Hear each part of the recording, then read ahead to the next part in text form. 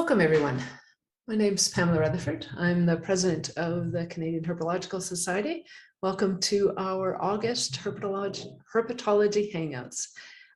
So we will be starting in a couple of minutes, and tonight's workshop will be a panel of people who will talk about applying for scholarships from across Canada. There'll be opportunities to ask questions and get lots of feedback. And before I jump into that, I'm going to start this evening with a land acknowledgement. So welcome. As I mentioned, I'm Pamela Rutherford. I'm an associate professor at Brandon University in Manitoba.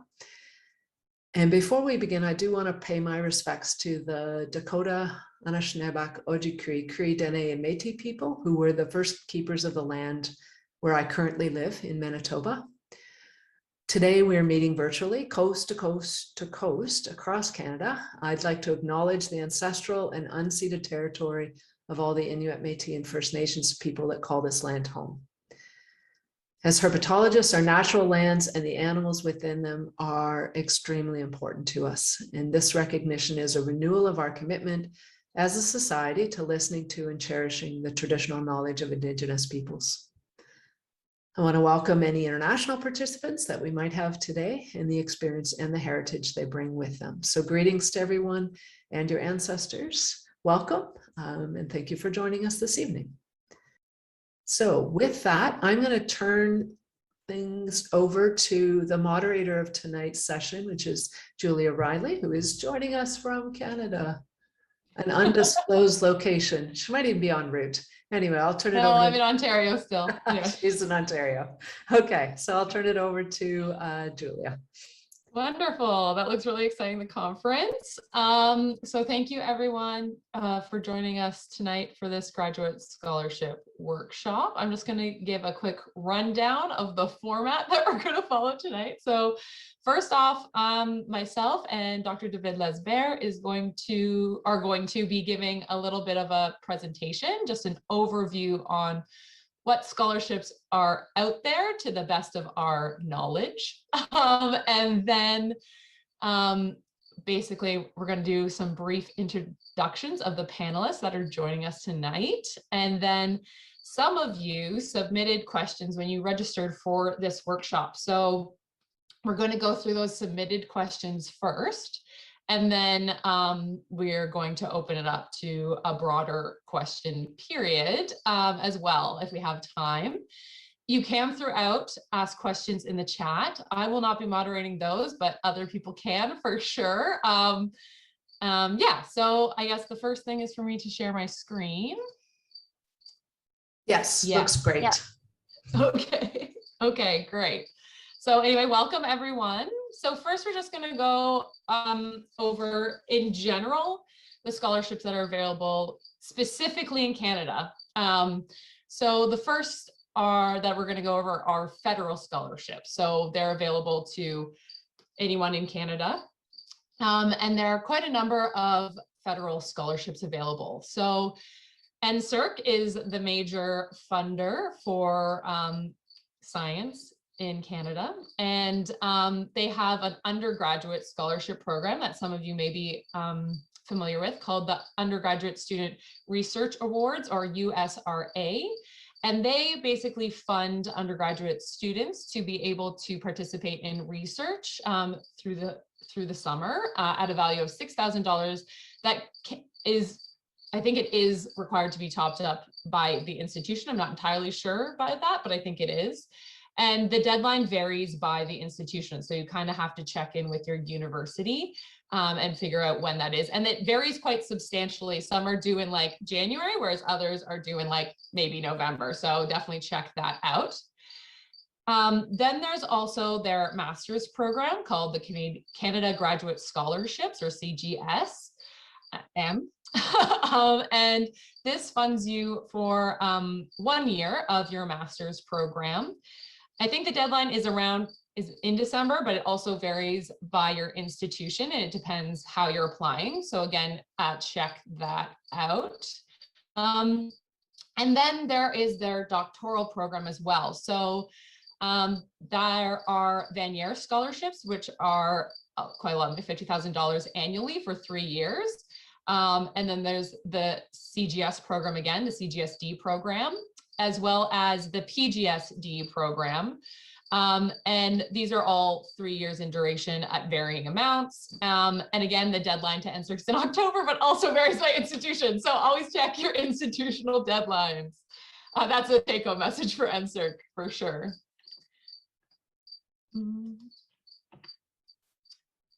David, do you want to say it in French, or should I just keep this up for just a second? I can, yeah, I can. You're muted. You're muted. Yes. Pour nos herpétologistes qui sont francophones, donc le CRSNG est l'organisme fédéral qui finance la recherche au Canada dans les sciences naturelles. Donc, a priori, tous ceux qui font de la recherche en herpétologie, c'est de là que viendrait un potentiel financement. Ça se passe à 3 niveaux, au bac, à la maîtrise et au doctorat. Et les applications sont bien évidemment différentes et les montants sont différents. Pour le bac, c'est des bourses de recherche qui couvrent l'été. Donc, ça couvre les 4 mois de mai, juin, juillet et août. Le montant proposé par le CRSNG est de $6 000. Dans la plupart des cas, les universités rajoutent un supplément. Donc, ça peut aller jusqu'à un total de 8 000, je pense. Et les demandes sont généralement en février et mars. Et il faut trouver un superviseur pour faire un projet de recherche durant l'été. Pour la maîtrise et le doctorat, c'est des demandes qui sont un peu plus complexes et qui se passent à l'automne pour l'année suivante. Pour le programme de maîtrise, c'est au 1er décembre pour le CRSNG, mais les institutions vont vous demander de faire vos dossiers auparavant. Donc, c'est bien de commencer à s'en occuper au mois de septembre-octobre pour être sûr de ne pas rater les dates. Au niveau de la maîtrise, le programme s'appelle BESCM et c'est seulement financé pour 1 an, à $17 500 pour 12 mois. Ça peut être renouvelé, mais ce n'est pas automatiquement pour 2 ans. Pour ce qui est du doctorat, il y a 3 niveaux. Il y a un niveau d'excellence à $50 000 par an pour 3 ans qui s'appelle Vanier. Et ensuite, il y a 2 autres programmes. Le BESC du doctorat à $35 000 par an. Cette fois, c'est proposé pour 3 ans d'affilée. Et le PGSD qui est lui de $21 000 par an pour 3 ans.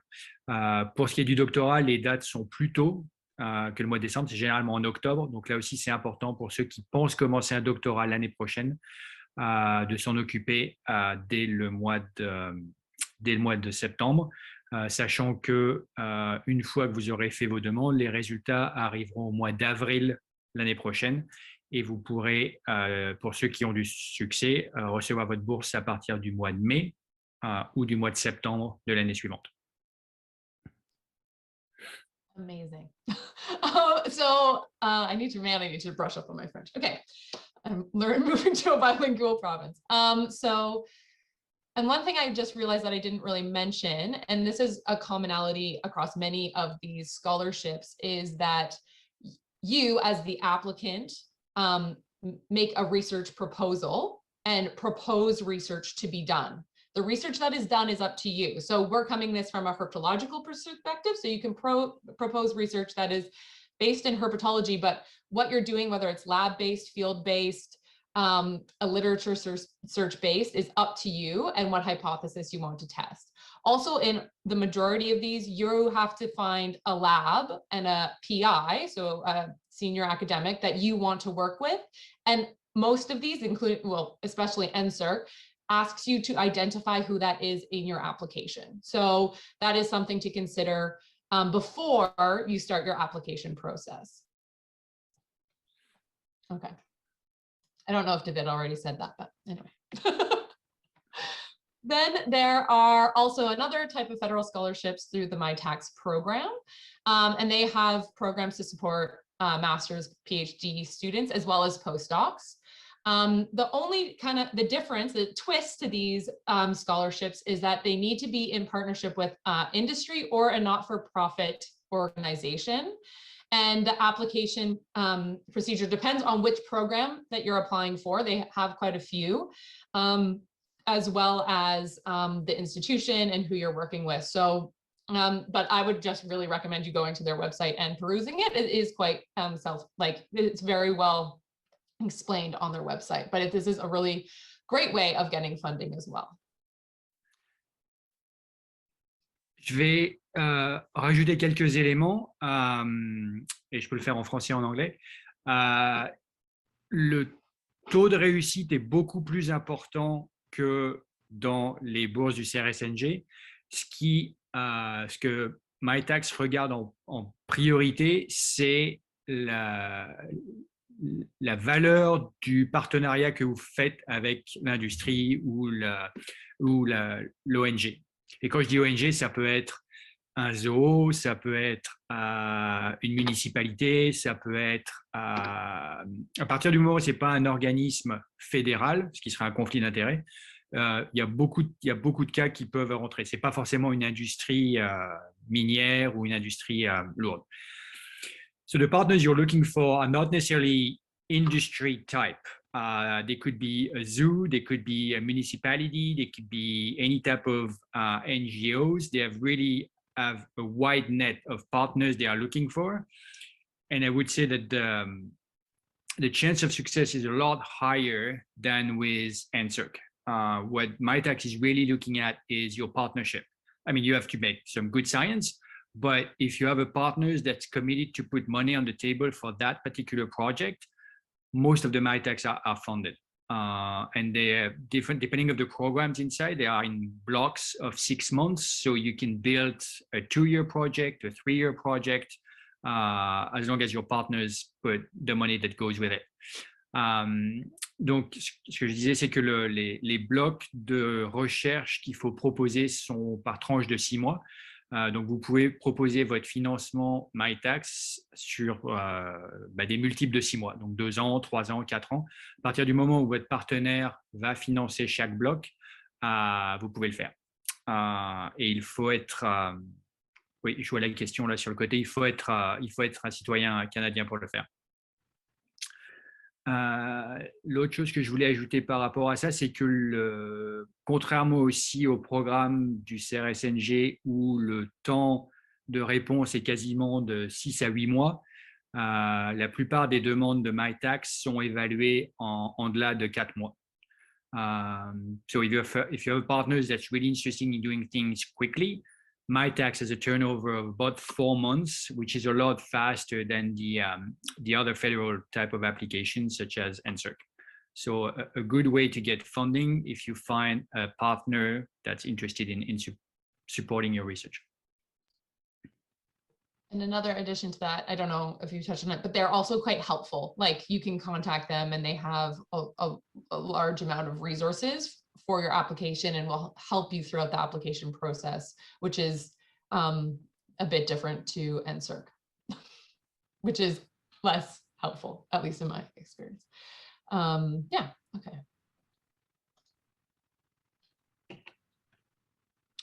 All right, so some of this I don't have direct experience with, but I'm going to go over it anyway. So for British Columbia, there are the British Columbia Graduate Scholarships for master's and PhD programs, $1,500 for 1 year. They're available to Canadian citizens and permanent residents. And again, you have to look at that application procedure through your institution. A lot of these require institutional based applications. So you like apply through your institution. And if you notice above, NSERC's, like for example, their master's programs, they only fund you for 1 year. So something that a lot of people do is they apply to their provincial scholarship programs the year afterwards to kind of bridge the gap because most master's programs are 2 years. Would you like to go through this one, David? Je peux traduire, oui. Donc, pour résumer ce qu'a dit Julia, au niveau provincial, les bourses sont souvent d'un niveau un peu moindre et on va voir les chiffres au travers de toutes les provinces, mais $15,000 est généralement le montant qui est proposé. Et contrairement aux bourses fédérales où parfois l'engagement est sur plusieurs années, là, la bourse est de 1 an. Donc, vous pouvez l'obtenir après avoir obtenu une bourse fédérale, mais vous pouvez aussi la répéter plusieurs années de suite pour compléter votre maîtrise ou votre doctorat. Les dates varient, on ne va pas mentionner les dates à chaque fois, donc il faut que vous vérifiez avec l'université avec laquelle vous allez envisager de faire votre programme, à quelle date les demandes sont faites, et toutes les demandes dans la plupart des cas sont faites au travers des universités. Et là, de ce que je connais, en tout cas pour l'Ontario et d'autres provinces, il y a des quotas qui sont disponibles pour les étudiants internationaux. So they are at the provincial level in most provinces that I've looked at, there are quotas available to international students. Okay, but you have to just study in that province. That's correct. Okay. And they vary by university. So where I worked at Laurentian, there was 2 Ontario graduate scholarship available for international students out of 30. Okay. No, on top of 30, so 2 out of 32. But each university and provinces have their own quota. Yeah, allocation. Okay, great. That's good to know. So for Alberta, there are 2 provincial scholarships that we came across. So the Alberta Graduate Excellence Scholarships, which are for master's and PhD students, $12,000 per year. Look at the application procedure and deadline before at your institution, but they're typically in the fall, and then you hear in the springtime. And yes, these ones are available for international students too. And then there's Albert Innovates Graduate Student Scholarships, which are available for master's and PhD students. And these are, these also have these top-ups that are paired with NSERC awards that are also available. So if you're at an institution in Alberta, just look for these, basically Google these names, and hopefully you'll get a little bit more information about how those will work out. Donc, pour ce qui est de l'Alberta, you can probably move to I think I have the next slide in French, isn't it? Oh, sorry. Yes, sorry. Donc, pour ce qui est de l'Alberta, il y a 2 niveaux de financement. Un qui s'appelle the Alberta Graduate Excellence Scholarship. Et les financements sont de $12,000 par an. Et là encore, il faut faire la demande durant le mois d'octobre, et les résultats sont au printemps. Et il y a un niveau un peu supérieur, the Alberta Innovates Graduate Student Scholarships, où là, c'est $26,000 par an à la maîtrise et 31,000 au doctorat. Et dans la plupart des cas, les universités de l'Alberta rajoutent des bonus pour s'il y a des étudiants qui ont une bourse fédérale, elles peuvent être allongées pour être équivalentes à ceci par les universités de l'Alberta. Et là aussi, le processus est fait au travers des institutions. As we were looking for information, and we thought Julie might be able to let us know that now that she's moved out west. Both of these are renewable. I haven't been able, can you hear me? I have this headphones on today. Okay. Yeah, I haven't been able to sort of figure that out. I think they can, at least for the Innovates, I think they can apply sort of if they've done one for the master's again, to sort of roll it up into a PhD one. I have seen applications like that. But yeah, I'm not entirely sure if you've got a 2-year master's, if you can renew for a 2nd year at the master's level. That's something that I can look into and maybe send an email if I can sort it out with the grant agent over here. If we share the PowerPoint during the conference, maybe we can just update it. Yeah. Okay. Yeah.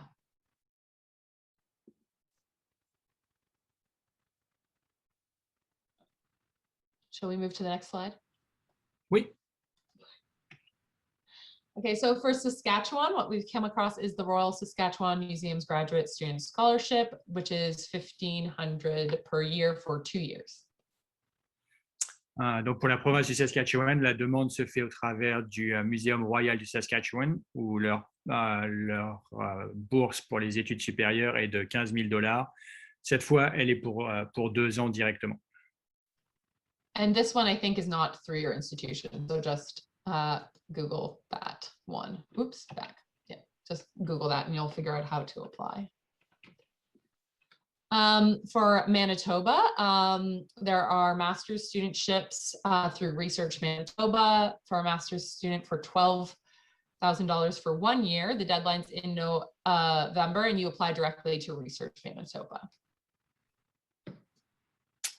Donc, quand on arrive au Manitoba, cette fois, pour l'instant, on n'a trouvé que de renseignements pour le niveau de la maîtrise, pas le doctorat. Et pour la maîtrise, c'est $12 000 par an. Et encore une fois, la date limite est au mois de novembre. Et c'est au travers d'un organisme provincial qui s'appelle Research Manitoba. Et là, malheureusement, l'information sera que en anglais sur leur site. So for Ontario, there are the Ontario Graduate Scholarships, which is $10,000 for 2 terms or $15,000 for 3 terms, each term. That amounts for each term. And they're issued either up for 2 years for a master's or 4 years for a doctoral degree. And the application rules and deadlines vary by institution, and they're also dependent on the institution available for international students.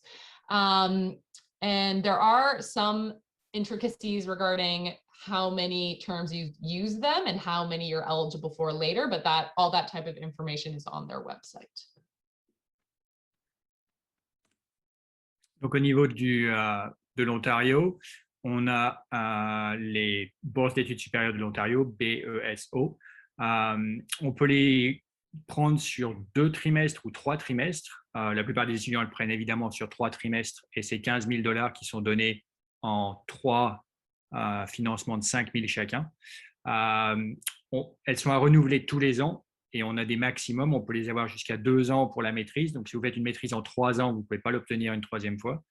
Et vous pouvez l'obtenir 4 fois de suite pour le doctorat, encore une fois en le demandant à chaque année.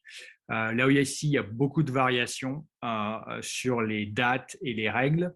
Donc, le mieux, c'est de se renseigner auprès de son université. Dans la plupart des cas, ça reste quand même entre la mi-automne et le début de l'hiver que se font les demandes. Et comme je disais tout à l'heure, la province de l'Ontario a donné une allocation pour les étudiants étrangers à chaque université. Donc, suivant la taille de l'université, il y a plus ou moins de spots pour les étudiants internationaux.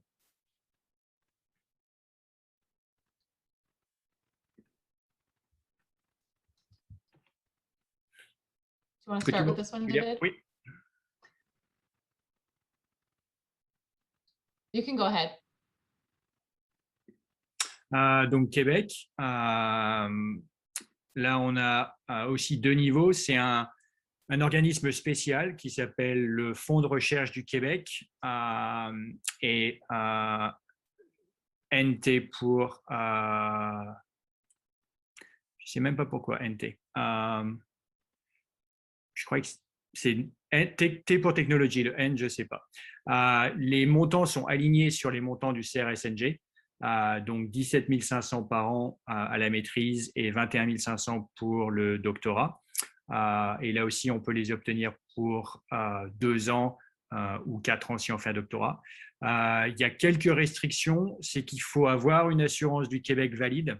Il faut avoir été au moins au Québec 2 des 3 derniers trimestres. Donc, vous pouvez pas, par exemple, si vous allez au Québec au mois de septembre, vous ne pourrez pas faire votre demande cette année.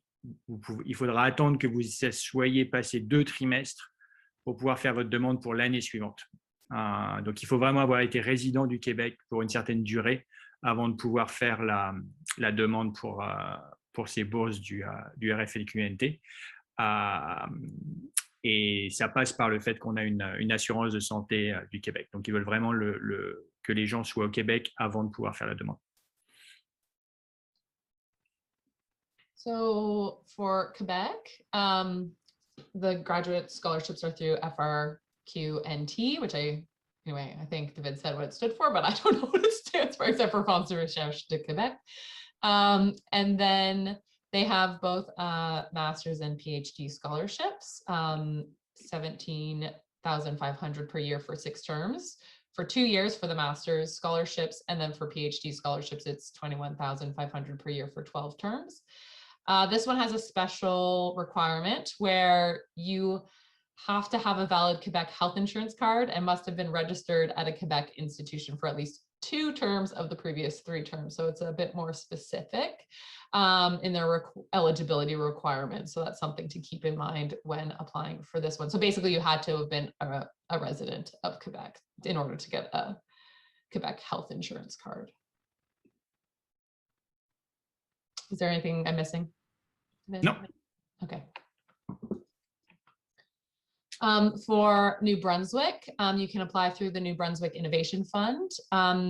They give matching funds for those receiving Tri-Council funding through NSERC, SSHRC, or CIHR.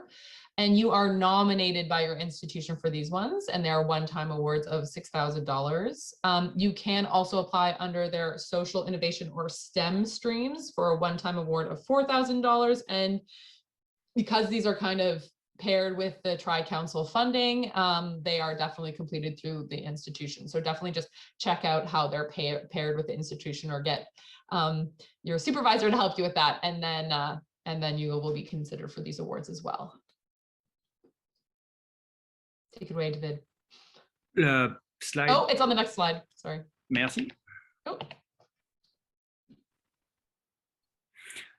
Donc, au niveau du Nouveau-Brunswick, ils ont plusieurs formules. D'abord, ils proposent des fonds complémentaires pour ceux qui ont eu une bourse d'un des organismes fédéraux comme le CRSNG, CRSH ou IRSC dans les sciences sociales ou médicales.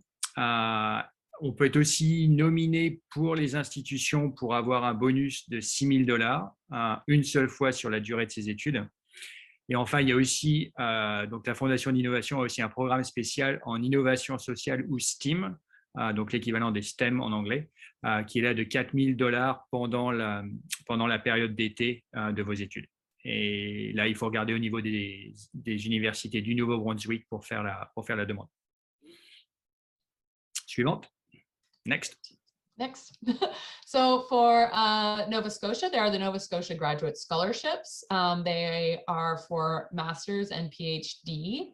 So Masters is $10,000 per year for 2 years, and PhD is $15,000 per year for 4 years. Basically, you have to apply through your institution again, and there is options for international student support as well through these graduate scholarships, which is great. Donc, au niveau de la Nouvelle-Écosse, les financements sont de $10,000 par an au niveau de la maîtrise et renouvelables pour 2 ans, et de $15,000 pour 4 ans au niveau du doctorat. Il faut passer par les institutions, et là aussi, ils ont beaucoup de supports possibles pour les étudiants étrangers au travers de chaque université. Next. So in our search, we were unable to find graduate scholarships for these provinces. Either that's due to our search wasn't good enough, or there isn't graduate student support in these specific provinces and territories. So anyway, you can always look through your institution though itself and see what's available.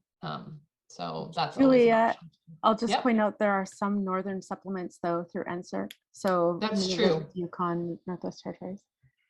There are definitely northern supplements through NSERC. So if you are, and I also think there are maybe supplements for education in the territories, but I'm not entirely sure. I did find some information on it, but I wasn't able to double check my information, so I just left it out of this presentation. So something to look into. So there are other scholarships, of course. So definitely ask your potential supervisor about institutional scholarships, because those are separate to provincial and federal scholarships and are specific to the institution and impossible to cover in a short presentation. And there's also international scholarships for overseas graduate students. I've definitely taken advantage of that. So if you are looking at international studies, make sure that you ask your potential supervisor about those too. Donc évidemment, on a essayé de faire un portrait assez large de toutes les provinces, mais le plus important, c'est d'en discuter avec vos superviseurs. Ils connaîtront déjà les financements au niveau local de votre université où vous pensez vous déplacer, mais ils connaîtront sûrement mieux aussi la province ou les autres financements potentiels au niveau local. Et pour ceux qui pensent aller faire leurs études à l'étranger, il existe toujours des financements pour faire ces études supérieures, soit certains qui viennent du Canada et d'autres qui viennent du pays où vous pensez vous diriger. Julia, on a utilisé quelques-uns, donc c'est sûrement une bonne ressource si vous pensez aller faire vos études à l'étranger. And quickly, I'll just mention for international scholarships, you can take one of the terms that you use your NSERC in overseas, whether that be your master's, your PhD, or your postdoc, but you have to choose which one. So that's something to think about if you are successful for NSERC funding. So some tips and tricks that I'm sure we're going to go over more in the panel, but the first one is to keep track of what you've accomplished. So keep a CV, keep it up to date and with your experience and what you've done, because it is so easy to forget what you've done. And that is very annoying when you go to apply for a scholarship. Definitely keep an eye out for institutional workshops about these scholarships. They are helpful, very, very helpful. And often run through the research offices at your institution. So it's really, really important to go to those. Look up and keep it in a diary or a spreadsheet, deadlines for each scholarship. I also kept in my spreadsheets eligibility requirements and the duration of time I could apply after a particular degree program, and websites. So in a spreadsheet, and that really kept me on track. So I really recommend making a list and checking it twice and then applying and making a plan to apply. Definitely get help from your community. CHS, we're here to help you. So I mean, I think everyone who ever has applied to a scholarship has gotten people's advice on it. And it is the difference between a successful application and a not successful application for sure. And if you aren't successful at first, keep trying. Persistence paid off. Like the number of scholarships and grants I feel like we've all been rejected for on this panel are probably numerous, too numerous to count. But if you just keep trying, you will get somewhere. So maybe that's not super comforting, but I think it is comforting. If you just keep going at it, you will get better and you will improve, and maybe you'll be successful the next time. Would you like to go over these in French? Oui. I think I make the next slide in French, Julia. No, yes. Donc, quelques trucs importants si vous commencez à y songer, c'est d'avoir vraiment une liste de ce que vous avez accompli. C'est là-dessus que vous serez jugé, quel que soit l'organisme où vous faites demande, c'est là-dessus que vous serez jugé, c'est ce que vous avez accompli pour une grande partie, et ensuite sur ce que vous proposez à faire comme recherche. Souvent, les organismes auxquels vous faites demande, c'est le cas pour les organismes fédéraux, c'est le cas pour MyTax, où on vous en a parlé tout à l'heure, qui organise des ateliers à différentes dates. Certains sont même sur YouTube, donc vous pouvez les regarder à différents moments. Donc, vraiment important de savoir à qui vous vous adressez et ce qu'ils recherchent dans votre demande. Il n'y a rien de pire qu'une demande qui n'a pas coché toutes les cases auxquelles s'attendait l'organisme, parce que ça sera la première à être éliminée. Et vos institutions font souvent aussi des ateliers pour expliquer comment appliquer sur les demandes. Gardez un calendrier des dates limites. On vous a parlé de beaucoup de choses, donc c'est assez facile de se laisser déborder. Et commencer une demande de financement 3 jours avant, c'est souvent pas la bonne chose à faire. Le mieux, c'est de s'y prendre 1 mois. Il y a souvent des lettres de référence à demander. Contacter un professeur 2 jours avant pour une lettre de référence, c'est pas très professionnel et vous avez des chances qu'il ne soit pas disponible. Donc vraiment, gardez un calendrier et prenez-y vous à l'avance. Et ensuite, demandez à votre communauté, que ce soit les étudiants que vous connaissez autour de vous, qui soient à un niveau supérieur, un doctorat ou un postdoc, de vous relire votre proposition, de vous donner des conseils. Votre superviseur sera aussi la meilleure personne pour vous donner un coup de main. Et puis, tous les gens de la communauté herpétologiste peuvent vous aider. On a tous essayé, on a tous échoué. Ça ne veut pas dire qu'on se soit arrêté. Donc, prenez pas un échec comme un échec définitif. Souvent, ça finit par payer au 2e, 3e ou 4e essai. Awesome. C'est tout. All right, so now we'll move on to introducing our panelists. I'll stop sharing my screen and we'll put ourselves up on the gallery. Oops.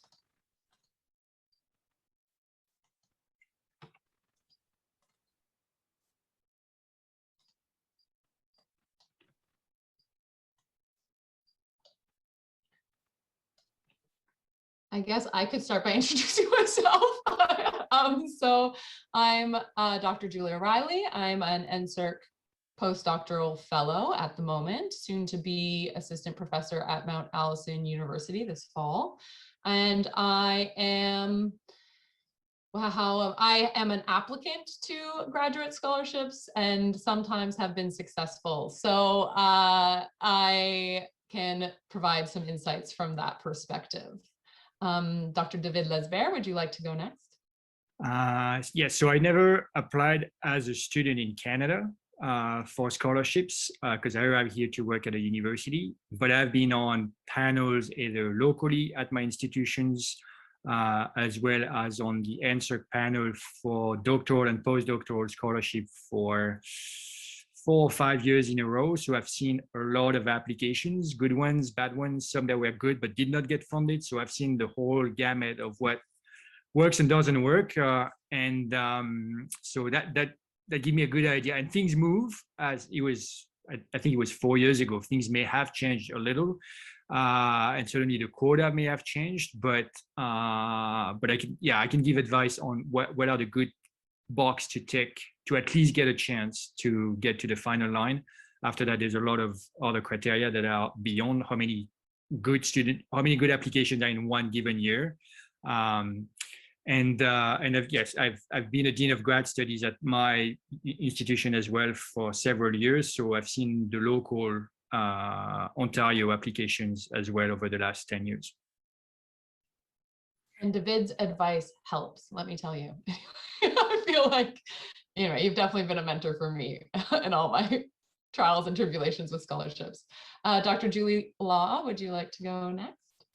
All right. Hi, everyone. I'm Dr. Julie Lee-Yaw. I'm a fairly new professor at the University of Lesbarrères. So I've been on kind of sort of both sides in the sense that I would have been applying for scholarships throughout my graduate career. Now, as a faculty member, I'm sort of starting to begin to see the other side and what happens at the adjudication of some of these awards. So I've sat in particular at the NSERC for the USRAs, and I've sort of had students applying to the master's level NSERCs as well. I've also sat in on the Alberta Innovates process, and I can tell you there's a lot of variability in how these things are done. I think sort of the big one thing that I think I'll bring to the table here is to sort of impress upon people that it's extremely important to talk to prospective advisors and to get advice along the way, as we've been sort of saying, but also your graduate, the graduate student offices or research services can also be a resource for students. They might know things that an individual faculty member might not know. So. Awesome. Soon to be Dr. Melanie Massey, could you please introduce yourself? I don't know about soon. Hi, I'm Melanie, and I'm a PhD candidate at Dalhousie University. So I'm coming into this with more of a student perspective. I have applied for NSERC many times and have never gotten it on my first try, but I have always gotten it on my second try. So I probably have some good tips from both sides of the NSERC spectrum. And yeah, actually, what Dr. Lee-Yaw said reminded me just another tip. You should definitely talk to other graduate students in your cohort, because one of the biggest and most important things for me to do to be successful in my NSERC applications was to see my friends' successful applications and use those as models. So that's definitely something to look into. And I'll pass it off now. Awesome. Dr. Nick Cairns, could you please introduce yourself? Hi. Yeah, I am a recovering graduate student, currently employed by Parks Canada, and I'll be doing some teaching for U of M this fall. but I'm also very distracted by the bird migration that's going on in front of my window, and I apologize if I there's hummingbirds fighting, and I get to see hummingbirds like once a year. So I've been very lucky with my applications for grants. I don't know if I can go 1 for 2 every time, so Melanie's got me beat, but I've applied enough times and I've been in this for enough years that I've been very lucky with the number of grants I've gotten. I've gotten OGS as well as NSERC at undergrad, master's, and PhD level. So I have a few things to add, but I was actually going to just say the same thing that Melanie did. The most important thing that I ever did was share applications with colleagues, reviewing them for them, reviewing theirs for them, and having them review mine. Also as a PhD student, and to a lesser degree as a master's student, reviewing undergrad students that are applying for theirs, and master students as a PhD, when you're sort of helping people through their process. The more applications you read, the better you get at writing them. So that would be the only thing that I would add to this so far, but I'm happy to share my experience as we go on. Definitely. And one thing too is don't, like, it may be weird to ask someone for their old applications, but I've been very, very lucky with people being very generous with sharing old applications with me. And honestly, I feel like that's the only way that I knew how to do some of this NSERC stuff. So yeah, so you can ask, people can say no, but they may also share with you their application. Yeah, that's another thing. Dr. Thomas Hossie, could you please introduce yourself?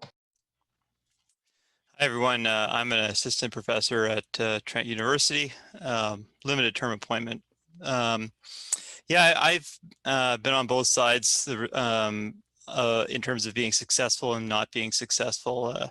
I wasn't successful as a master's student in my first application for the doctoral level for NSERC, but I was successful subsequently in getting a CGS NSERC for my PhD, and then subsequently in my postdoc. So yeah, hopefully I have some advice and some pointers. But I think it's important, for us to recognize that a lot of these scholarships are pretty competitive, and I think most of the people on the panel have already acknowledged that a lot of us weren't successful the first couple of times around.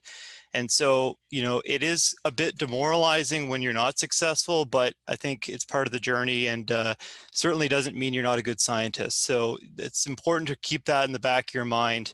Of course, getting scholarships is important financially, it's important professionally, and it's important personally, but it's really, I think, at the end of the day, you have to remember that these are hyper competitive, and they aren't an evaluation of your ability as a scientist, and you shouldn't really see it that way necessarily, but you do want to try to get them if you can, because it helps in all three of those important aspects, I think. And also just the process of applying. It's an incredibly valuable process. It helps you streamline your thinking and think a little bit more strategically. So I think there's also value in the journey, as they say. And Thomas's other point that, they're very competitive, especially at the master's level. So I see some things happening in the chat about people talking about applying and not getting things as well too.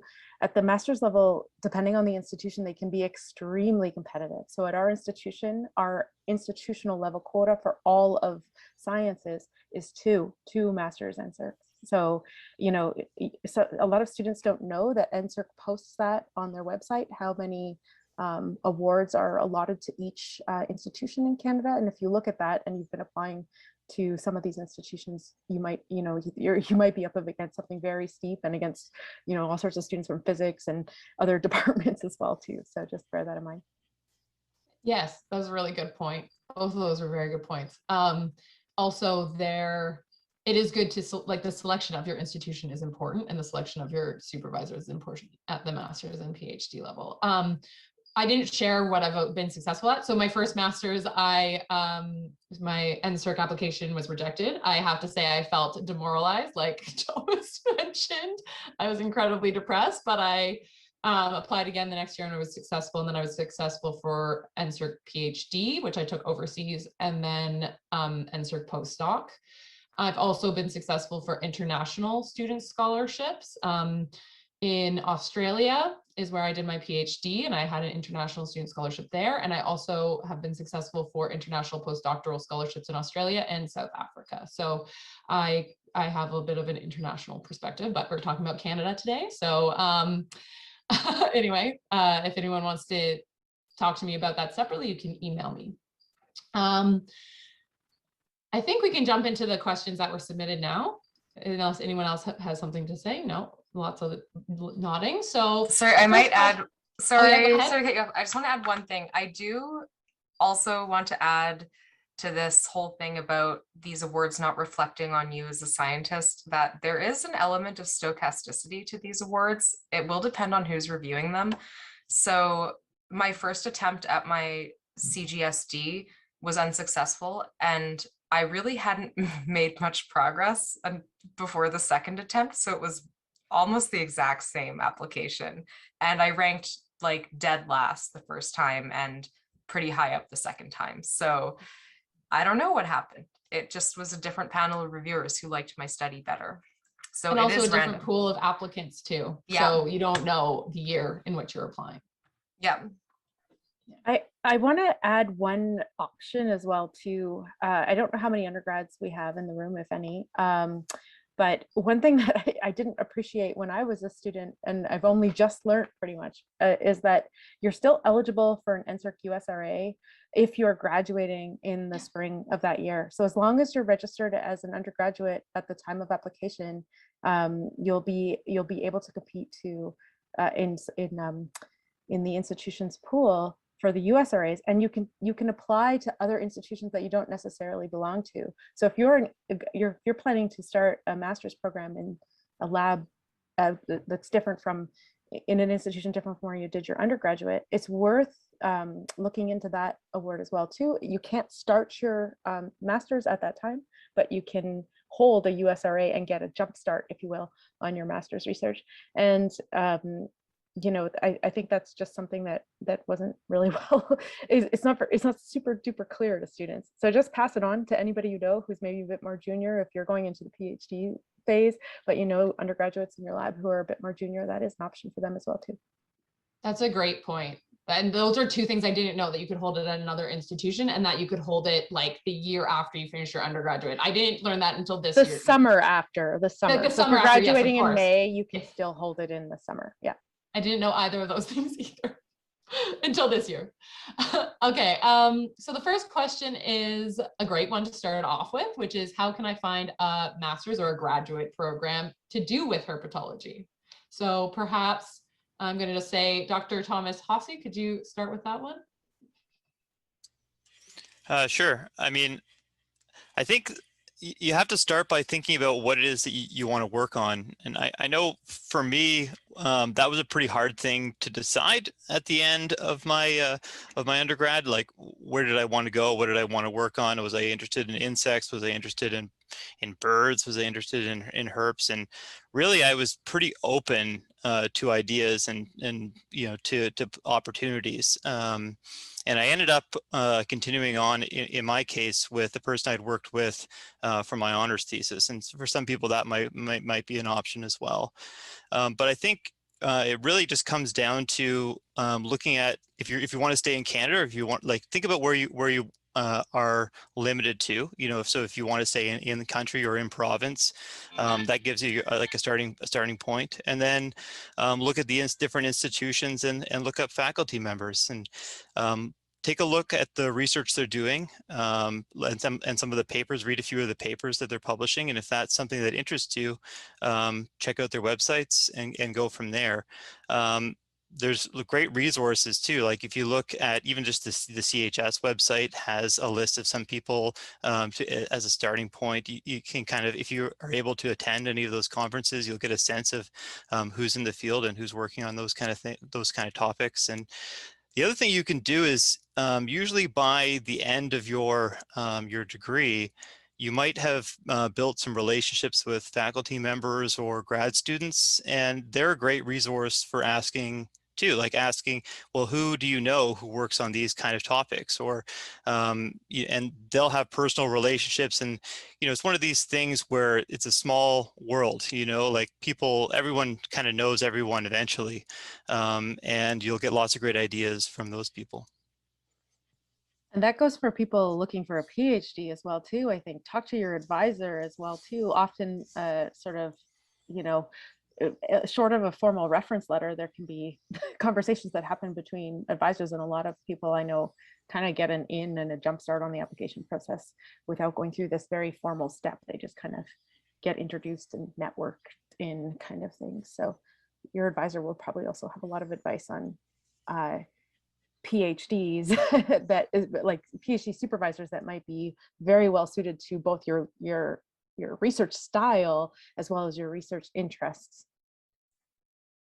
Yeah, and surprisingly, cold calling is fairly effective if you actually show you're interested in the work. Don't just make a form letter and bomb 50 people, but if there's someone's research that you really like, write them and say, I'm interested in your research. Here's some papers that I've really liked. Here's why I like them. I've gone so far as to just drive to institutions to bother people. Yeah, it's pretty effective if you can get in the door and meet someone. Obviously a little bit trickier in COVID times. But yeah, go make yourself, known to be a capable and competent person. And, if you can do that, then often people will be just as happy to have you in their lab as you'd like be in their lab.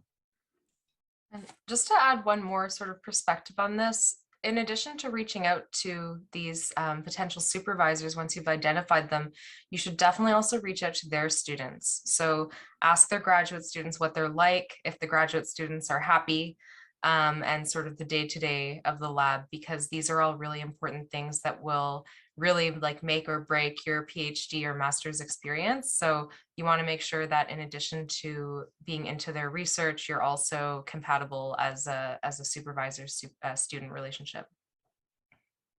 Yeah, I would say that's like the two most important things in a graduate program is you want to work on what you're working on, and two, your supervisor, because it will make you have a great experience or a terrible experience. And I haven't experienced both sides of the coin, but I've seen it, and it is really terrible for students who are having a bad time. So not only their current graduate students though, but I would highly recommend to reach out to their alumni, because sometimes I've seen this situation where the current students, they're in a situation where they're currently in the situation, but then perhaps some perspective comes later on, or something happens later on in their journey that is quite negative. So, there's a honeymoon stage, I'm going to call it. That may not be appropriate, but like there's a stage at which they don't realize everything that's going on. So I would highly recommend to reaching out to alumni or previous postdocs that have been in the lab as well. Yeah.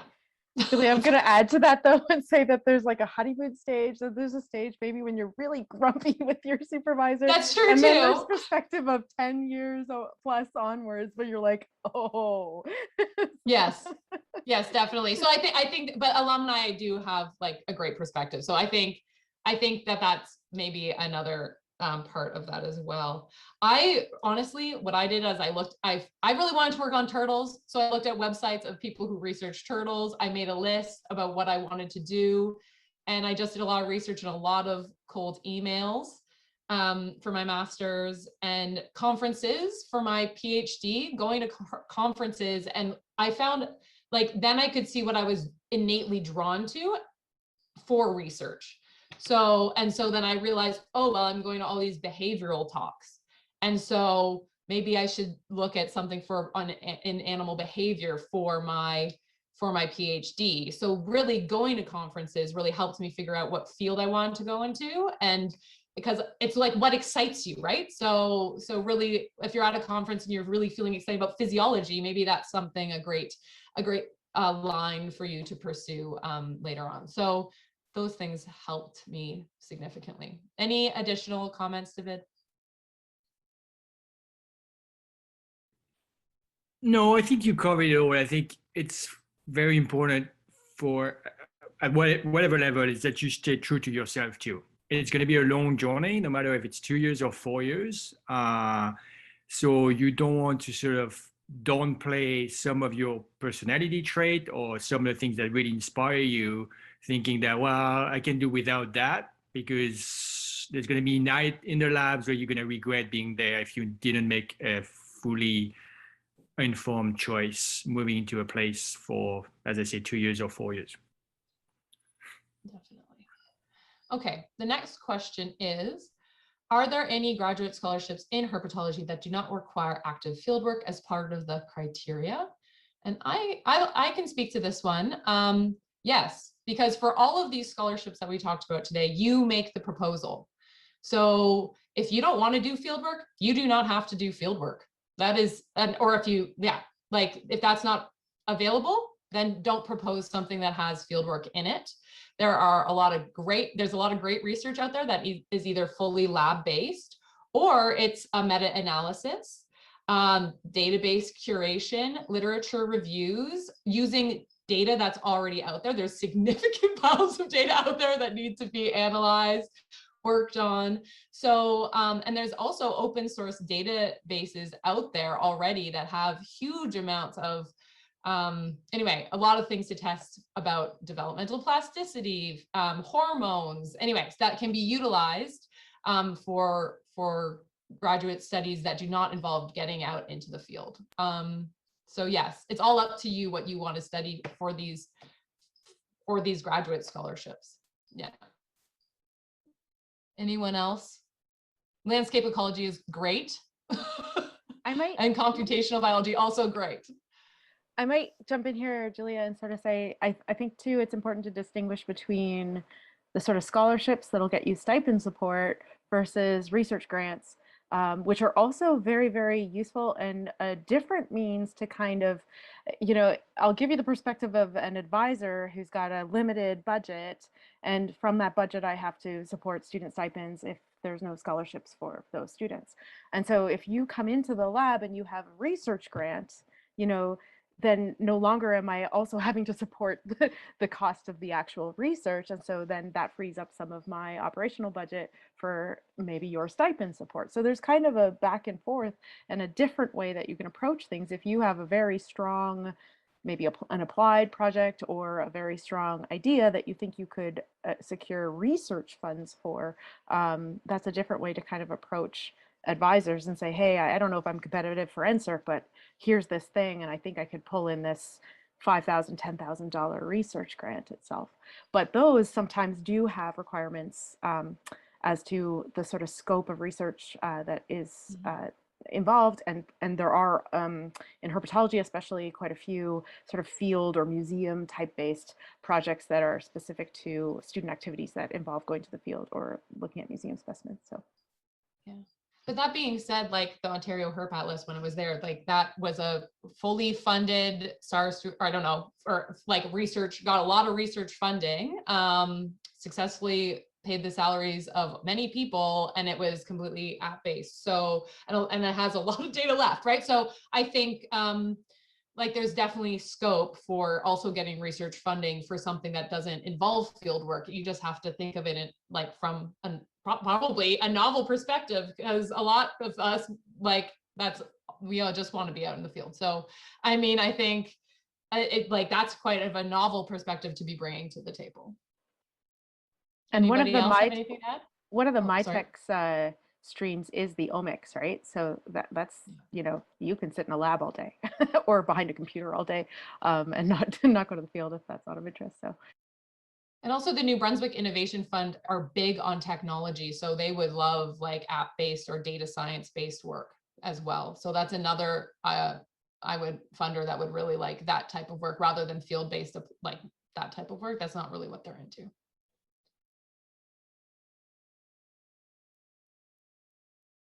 Okay, next question. This is a good one. What are some of your tips for broadening your research proposal to a broad scientific audience? Perhaps we can start with Dr. David Lesbarrères for this one. Well, I've been privileged at Laurentian, where we have a SciComm program that actually a lot of herb students have done, and seeing how it's easy as a scientist of any kind to be sort of bogged down your data, your hypothesis, and forgetting that the typical question, well, does it matter? And what's next? So I think that's almost I would now suggest my students, when they write any type of proposal, is that in the header of their Word document, they write in bold letter, does it matter? So as they keep writing, they can see that again and again and again and start thinking, okay, well, maybe this sentence should not be just for an herpetologist. Maybe that sentence I'm reading, the reference that I'm looking at should be on birds or mammals or are working on disease. And obviously now there's a plethora of COVID-related literature that doesn't relate to my amphibians, but what I'm trying to investigate with amphibians are good models for disease ecology. So trying to broaden the scopes of your readings will help you sort of see your own research in a bigger light and bigger spotlight, which in turn will interest the readers. As Melanie was saying, there is a lot of stochasticity. You don't know who is going to read your proposals for scholarships. For instance, when I was on the panel, I had close to 90 proposals to read in a couple of weeks. This was not just turtles and frogs. Like, there was everything under the sun. So I had to really see through the species, what those people were doing, and was it interested to Canada as a whole, given that it's eventually public money that's coming into your pocket. And so it can't be just focused on your particular species in your particular area, and that's it. So keep in mind that your research will get more attention, more funding, and bring you to the next stage of your career as well, if you can quickly see how wide it is of an interest.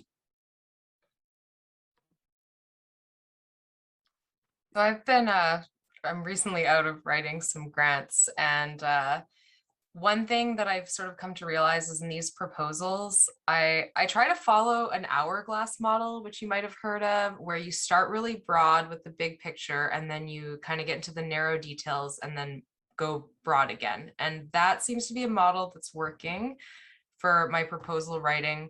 So, I mean, just to add to what was said previously, yeah, try to ask yourself what the bigger question is. What's the scope here? So for my master's, I wrote about temperature dependent sex determination in turtles, which is like a little bit of a niche problem.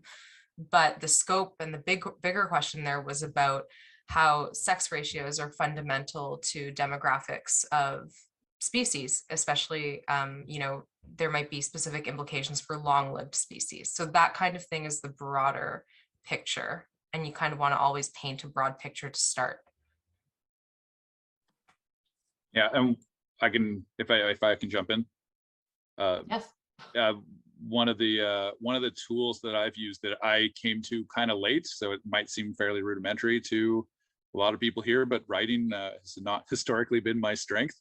And so one of the tools that I use to try and get away from the taxonomic bent that runs very deep in my soul is to use like a hypothesis tree, where you break down your ideas from the very specifics of your problem to its root in just binomial questions, and you will get away from your taxonomic bent in probably 2 steps or less, and it'll bring you to the root of your question, and it'll really help with making that broad start and then finishing on a really focused question that you're addressing. I found that to be a really effective tool, and I definitely have suggested it to every student that I've co-supervised since then. And yeah, I would suggest it to anyone, just giving it a try, just running through hypotheses and simple binomial predictions. and hopefully you get to something that makes sense, because if you don't understand your question fully, that really helps you get to what you don't understand, so that you can then do the reading that you need to do to really fully wrap your mind around what you're actually trying to ask. Yeah, so I definitely come to things from like seeing something, and it's usually herp related in the field, wanting to ask a question about it. And that's where my mind is. But how I've kind of broadened that is really when you see a herp paper that you really like, for example, I often look in the references to see what the general papers are that they cite. And then I read those more general papers. So say I'm just going to use in the field of like urban ecology, I would look up basically the top 10 journals for that field. I mean, that's a very small field, but maybe better would be ecology, and then I would look at the citation lists and see, okay, well, these are the ones that are in these broader scope journals. How are they framing their hypotheses and basically their justification for their work? And highlighting things that I might not be so familiar with, like more general hypotheses, their names, and then reading the papers that those arose from. One thing that I've come across recently is this website called connectedpapers.com. And it's really great. If you put in the DOI of a paper that you're super interested in, you can see what papers it came from, and then what papers it led to. And that's actually also been very helpful for me to see how perhaps a paper that is very herpetologically based has influenced other fields, and has been influenced by other fields. So that's actually a great little website that I've used to look at the broader scope of my research or a question that I'm interested in. Any other comments on this, Thomas or Julie? Oh, I sent it to David. Sorry. So bad. Is that to everyone now? Do you see it? Connectedpapers.com. Okay, there you go. I think the only comment that I would add is maybe that there are different audiences there's different audiences for different grants, different journals, etc. And so, it's not necessarily inherently wrong if you do have some question about a specific critter and that's what you are addressing. There's also the danger of doing something in the opposite direction where you kind of overstate the implications or importance of what you're doing, and that can be a little bit risky. So you want to just kind of find that sweet spot where you've kind of properly couched the study. Definitely for we're kind of delving too into research funding here, but like, for example, provincial grants also really, like my tax is very different from NSERC and how you sell your, like whatever you want to propose. Or I would say that the New Brunswick provincial funder is very different than the Ontario provincial. So like, I actually like really think and read the resources that they provide to you, what they're aiming to accomplish, and then try to garner your proposal as best you can to those aims, because everyone's different. And again, if you're not successful the first time, get feedback if you can. I always ask for feedback for my failed grant proposal. Sometimes I get it and sometimes I don't. Sometimes it's useful, sometimes it's not. And then apply it on your next time that you apply. You just brought up something that's kind of a little bit more general as well too, about reading the instructions. For NSERC as in particular, they're rubrics as to how, that are followed. So when they in the instructions break down how much leadership is worth, how much research excellence is worth, etc., they're not kidding.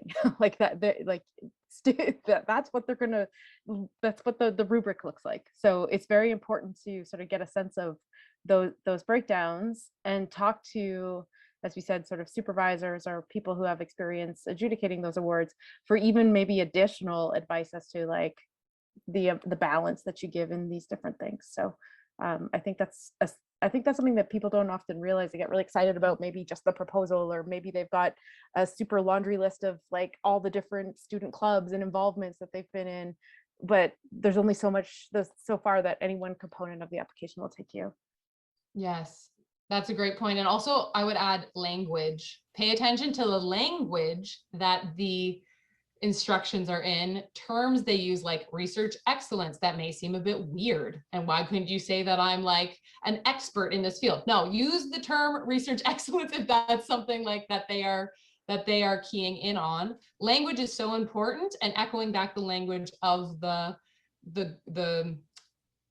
grant NSERC or the whoever you're applying to, including for research funding, is key, and use those words. I would use the words that they state in their instructions or rubrics or priorities. So there was a question in the chat that's kind of related to this discussion we're having now. It came up earlier, and it was sort of asking about basically what does NSERC look at? How do they weight their awards? And yeah, it's been mentioned they do have a rubric on their website, but I would certainly recommend looking at the detailed rubric, which is kind of like what the judges themselves get. And, you know, as an example of echoing back the language, in the detailed rubric, I found out that part of their leadership component, for example, can include science communication. And on that one unsuccessful app I was telling you about before, I didn't say science communication. I said I did workshops with kids. So the second time around, I explicitly was like, I made significant contributions to science communication.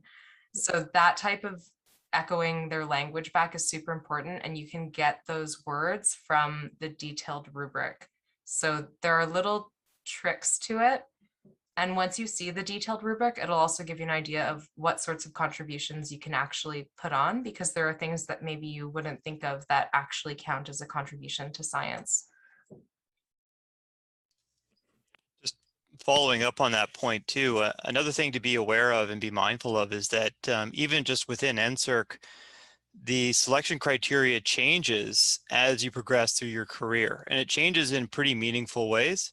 And so, you know, when you're applying at the master's level, academic excellence is like something that's weighed pretty heavily. And then later on in your career at the PhD and at the postdoc level, those things don't matter as much. It's more about leadership and research potential. And so it's important to think about how those criteria are changing over the course of your degree, and also just be mindful, you know, that might be a reason why maybe you weren't successful in the early stages of your degree. It's not because you're not a good scientist, it's just because the selection criteria don't match what your CV has to show. And then later on in your career, maybe your CV is actually a better match for what they're looking for. And so just be mindful that those things are probably going to change. They definitely change between grants, but even just within NSERC, they're definitely changing over the course of your degree.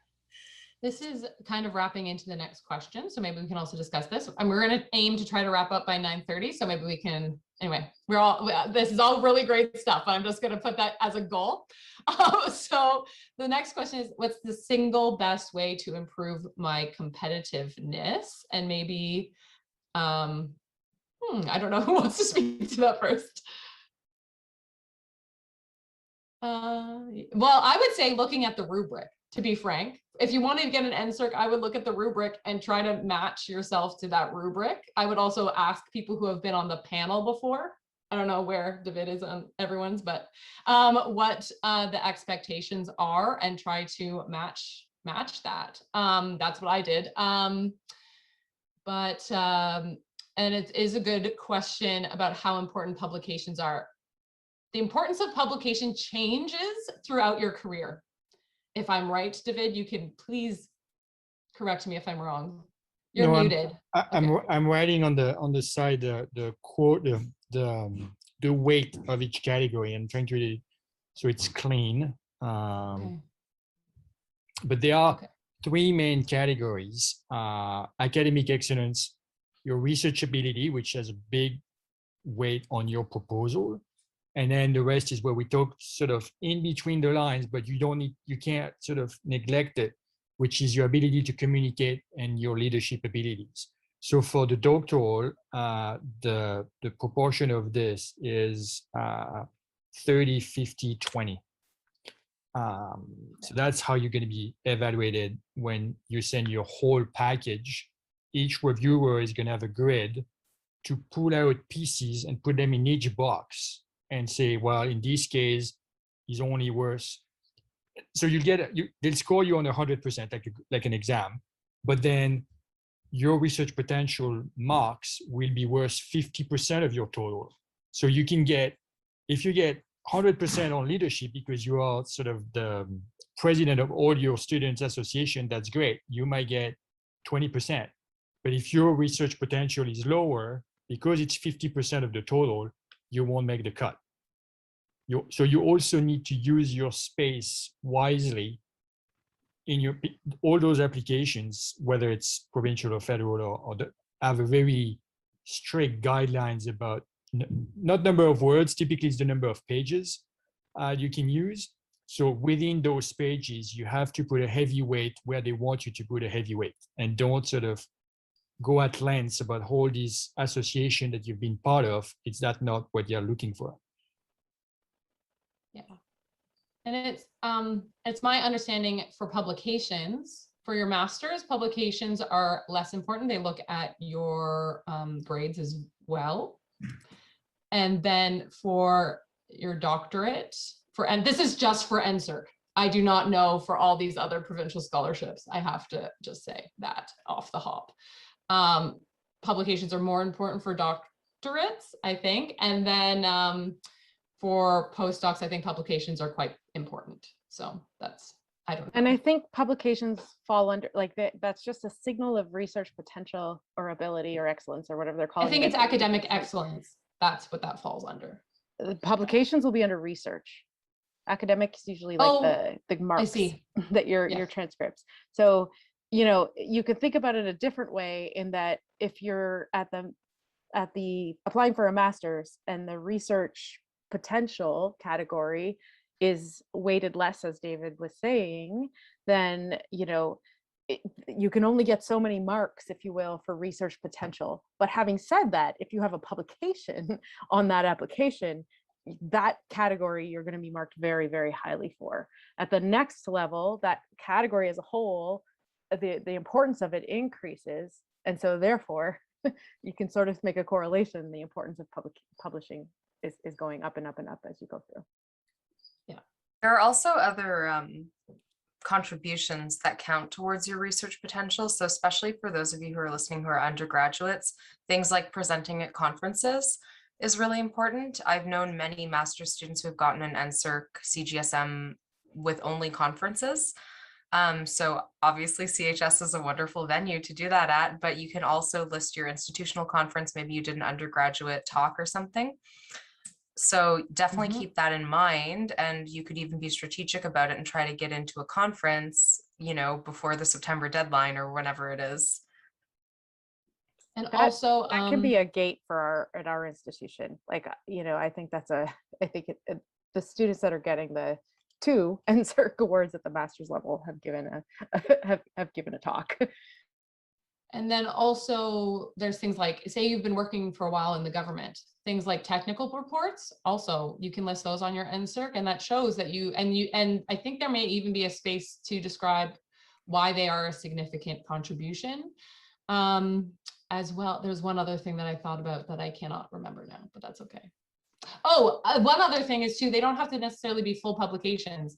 I had a lot of natural history notes that were published, and those count. So if you have a natural history note and you want to submit it to, of the many journals that accept natural history notes, that is also a way of not having to write a full publication, but also having some sort of research contribution as well. Of course, they're rated differently, but I do think publish anything that you can. Yes, definitely. A good place for the Canadian herpetologists to help people out if anyone has anything to publish, say in October. Feel free to send it to the Canadian herpetologists, because we'll be making that call pretty soon. That's maybe a good point, a good place to also just kind of make a minor note here that submitted versus accepted versus in prep versus in prep. Almost these days, it's just not a paper. It's not a paper. Submitted, that's a thing. Submitted, but you can put it on your CV after it's submitted. Like, yes, submitted absolutely. is a thing. Yeah, Yeah. Yeah. Submitted is a thing, but in prep is, you know, you'll see CVs with in prep, and that's good. We kind of, you know, if I'm looking at somebody's CV, I want to see what they're working on. It helps to understand how they're, where they're going with things, but it's a very different step to get something out the door. And I think that it's weighted, those things are weighted kind of for that reason. So just to be aware. And if I'm correct, on your CCV, you can even say like requested revision. So say like you've submitted it, but then it's also had a revision requested. That also shows that it's not only just submitted, but they're interested in it. So like it is worthwhile to put those things on. And I don't know how it all works, who has to do the CCV, but anyway, okay. What stage that starts. There's two final questions. So this one I'm just going to cover quickly. Are there available scholarships for people returning to school after a couple years of working? Potentially, yes. Just look at the eligibility requirements for all of these, the scholarships that might apply to you in our presentation.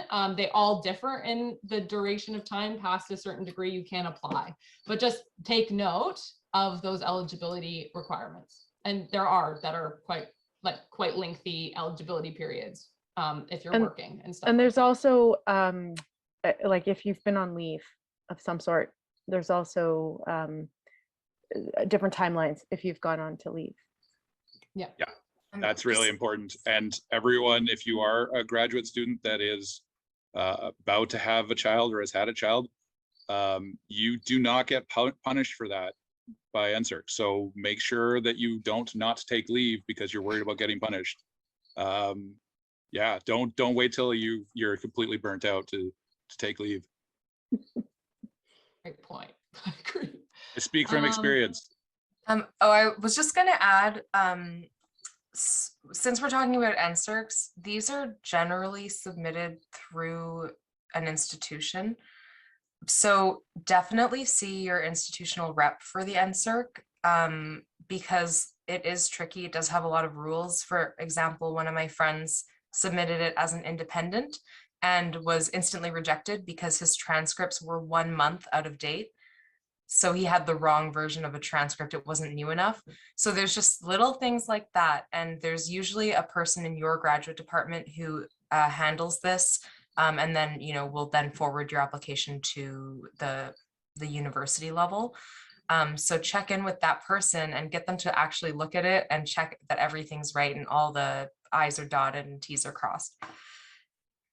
I also think another thing for NSERC that's a bit weird is if you have been out of an institution for a duration of time, you submit it directly to NSERC. So there's also, I submitted my application directly to NSERC for my second master's application, as well as my, I'm not sure, I think as well as my doctoral one. I think that's changed at the master's level.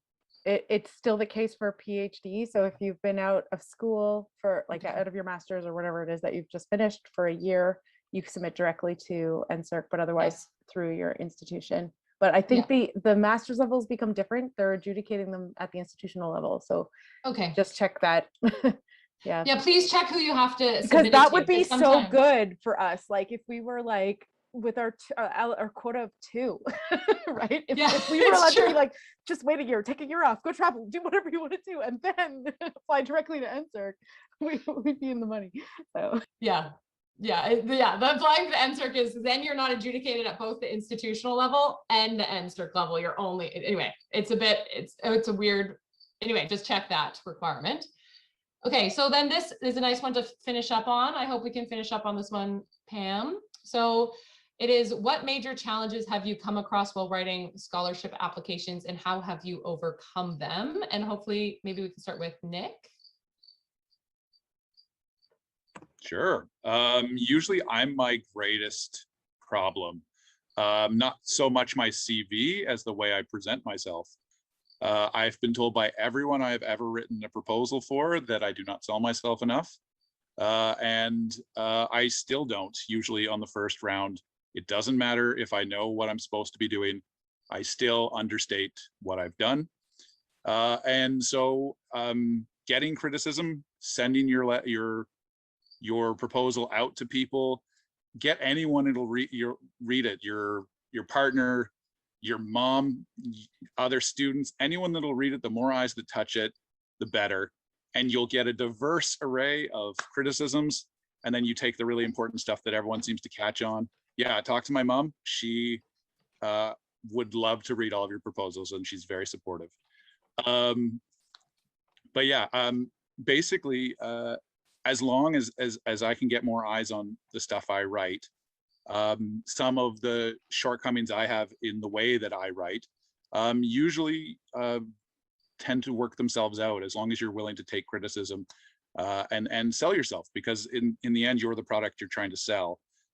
And so you have a good proposal, you have a good mind, and as long as you can work through that and take the criticism that sometimes is required, you know, you can get there.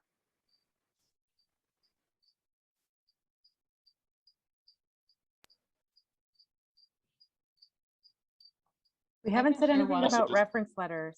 Go ahead. Oh, yeah. I think we should say something quickly as well about reference letters. They matter, especially in very close cases. And so, you know, be careful about who you choose. Make sure you give them lots of time, hand them your CV, hand them any details that you think are relevant to your application that they should include. I've seen the same student with 2 different reference letters, and I could tell one was just sort of like, I didn't have time for this, and wasn't really well thought out. And that could be the deciding factor at the end. So time for all the things that we've said, at getting advice, getting proofread, getting your references shored up, all of those things. Start now if you're thinking about the October, especially if you're thinking about the October deadline. It's, yeah. And ask, when you ask for a reference letter, ask someone, will you write me a good reference letter or a great reference letter? And if you can't, what do you need? Could I provide you with something like my CV, like my proposal, that would help you with that? Because sometimes, especially when you're an undergraduate, you may not have done an honors, and you may not have a close connection with a lab or a PI. And I think you really need to actually be able to judge the person who has agreed to write you a reference letter, or whether they would be appropriate or not. And some people will just say yes, but maybe not say it so excitedly, and maybe judge that. Like it is, yes, PI is principal investigator. So I think you need to judge for yourself too, who would be a good reference and who would be able to write a good reference for you. And if you don't necessarily think of someone that comes to mind immediately, ask them how they could, you know, what they need from you. Because a few of us have probably seen a lot of what I would call lukewarm reference letters. And that's typically a students, maybe that applies more for undergrad, but the students that have got a 97 in a course and runs to the professors thinking they are the best, but they were among 300 students in the class. So yes, they got best exam, best midterm, 97% is the class. But the professor has nothing to say about them, nothing. They just don't know them. So you don't want that kind of, because as a reviewer, it's crystal clear. If there's nothing they can say about the student except he aced my class, that's not going to make the cut for a proposal that's research oriented.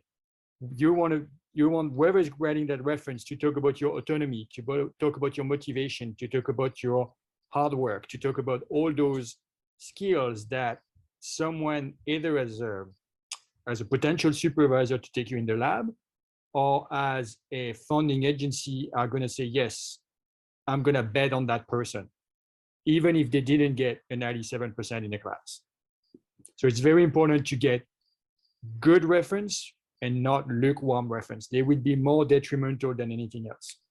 I would say you want a North American style reference. So this is something for an international students. If you're asking for a reference for someone from Europe or another part of the world, if you're applying to a North American school, you're going to want a different style of reference than they're used to writing. And this is very important if you have international co-supervisors or collaborators, or anyway, that's something that's really important to determine. And you probably want it to be 1 or 2 pages. Like you need to say that you need to be excited and enthusiastic, and it's a North American style of writing rather than some reference styles that are more common in other places of the world, which may adhere to this more lukewarm reference style. And that is just how they're written. So that's important to think about too. And don't forget, as you give them time, to also give them a framework. Who are they writing to? How many pages can they put together? And what's the deadline? Because writing a reference when you don't know who you're writing to, it's the same as you giving a speech if you don't know your audience. The deadline is a critical element too. Most profs are going to be asked to write multiple letters at a deadline time. You probably want to be one of the first letters if you can be. And so often it helps to work with the PI you've worked with or the person writing your letter to set an internal deadline for the two of you that they can work within, so that you can hopefully get that letter out before the crush of the deadline when they've got 4 other letters they have to write. So you don't have to necessarily trick anybody, but in the process of chatting with them and figuring out what type of letter they'd write, just say, hey, the official deadline's the 30th. Do you think you could have this in by the 25th? Just because I know it's going to get busy at that time. Some referees, I don't even tell the official deadline to. Hmm. I just tell them That's the smart. earlier one, to be frank. Yeah, that's smart. I don't know Does if anyone? you folks, if you folks find this helpful, but with my advisors in the past, I've often just sent them a point form list of like stuff I want them to talk about. And sometimes it helps like kind of game the system a little bit. Like if you know that, for example, there's a strong academic weighting on this scholarship, maybe I want my professors to talk about, how good of an academic I am and really focus on that and maybe not talk about student council, for example. Yeah. So depending on your relationship with that advisor, you can kind of discuss it with them and get them to emphasize certain points, and also, give them a little list of stuff that they should include.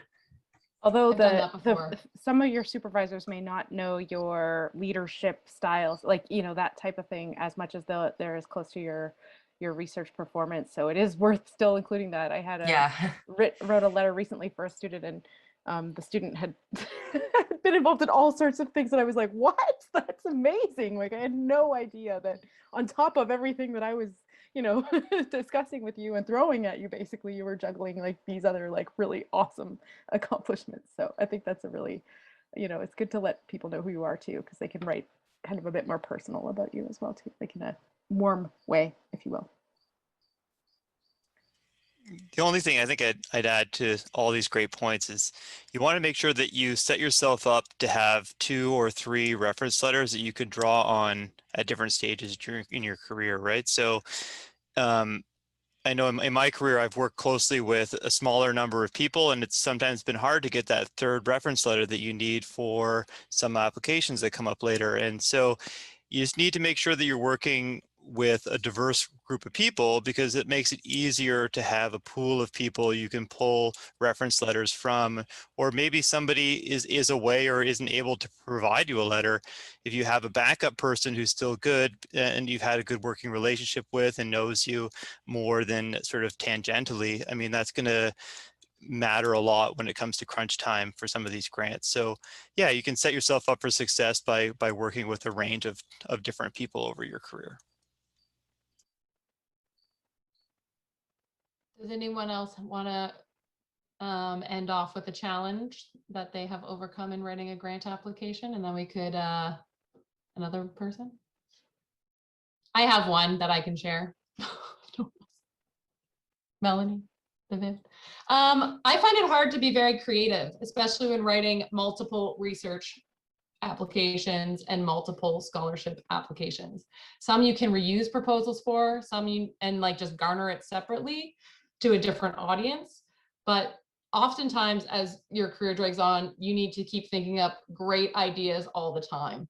And so one thing that I've started to do when starting like writing a grant or a proposal is to write down my ideas, then take a step back and not expect me to know all the answers right away.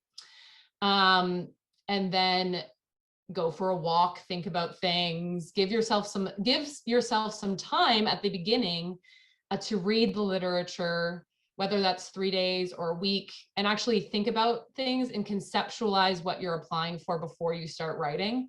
That is something that I've started doing more later on in my career. And I think it's been very, very helpful. And you don't like, sometimes you're just sitting at your computer and staring at a blank page and maybe beating yourself up a little bit because you're like, oh, I need to write this and it needs to be great and it needs to sound innovative and novel and all these amazing, have significance for my field. Sometimes it helps to take a step back and just think about what do you actually want to do and garner, and just give yourself some time to be creative. Yeah, so that's something that I have been working on. Okay. Well, I think we've answered some of the questions in the chat, and I think there's been some great people in the chat. Gabrielle and others have been putting a lot of tips, and Pam have also been putting a lot of tips in the chat. So that's wonderful. So thank you for doing that and sharing your resources. Julia, can I just sort of make one point as well? Like we've talked a little bit about NSERC, well, quite a bit about NSERC now, super competitive. Just to not freak anybody out and just to make people aware that there are all sorts of like tuition awards at different institutions, like, you know, default things that you're, once you apply to the graduate program, you're considered for these kind of entry level graduate awards, etc. And so, you know, don't be discouraged or you know, definitely talk to prospective supervisors about all the types of funding that are available to support you during your research program, because it can come from TA-ships, it can come from other types of scholarships and grants and stuff like that that you might not be aware of. So it's definitely worth, everybody wants you to apply for scholarships, and it's in your best interest to do that. But don't despair if you do not feel that you're competitive for NSERC or you don't get NSERC or whatever. There's often there's all sorts of ways that you can make things work out, and your prospective PI will be hopefully more than super willing to sit down and talk strategy with you in terms of helping you secure funding for your program. I also think we mentioned federal grants and NSERC, and we talked about that a lot. There's so many provincial grants. There are institutional grants, but there are also grants from museums. Look at museums. There's also grants, these are scholarships. There's also grants from the Weston Foundation, look that up. There's also grants from NCC and other NGOs. Don't just like, and maybe sometimes your potential supervisor may not know of the diversity of the scholarships that are out there. So do your own research. Don't only, like, you can do your own research too. You don't have to follow exactly what your supervisor may say, as well as I would highly recommend talking to other graduate students and postdocs, because they've been more recently in the situation where we've been applying for these types of things. And so we might know about a wealth of other scholarship opportunities out there. This is amazing. I think just as the time gets on, maybe we'll wrap it up for this evening. So I just want to. David wanted to say one thing, and then I think, can we wrap it up? Absolutely. Go ahead, David. Well, I was again encouraging people to not think defeated with the competitiveness of the scholarships in Canada. A lot of to do also with serendipity. Like as you contact supervisor, and it's almost your first steps in getting into that next stage of your career, because in some cases, in a lot of those instances, the supervisor get contacted at a time he just received an award and a scholarship or a grant in that matter. And then you're the first candidate on the pile. And if you make a good impression at the time of some funding arrive, then the board is rolling and he might take you on without a scholarship. So supervisors do have funding as well. Obviously, as Judy mentioned, it helps if you have your own, but they also have their own funding that they are looking for students. So if you apply with the willingness on working with a supervisor and applying to extra funding, then you become a really interesting student from that professor perspective. That's a great point to end on. So I think maybe we just say huge thank you to all our panelists. That was a great discussion. And I think there's a lot of great information that has been presented, and also lots of tips and advice. So I'll pass it now over to Pam to wrap everything up. Thanks. Thank you, everyone.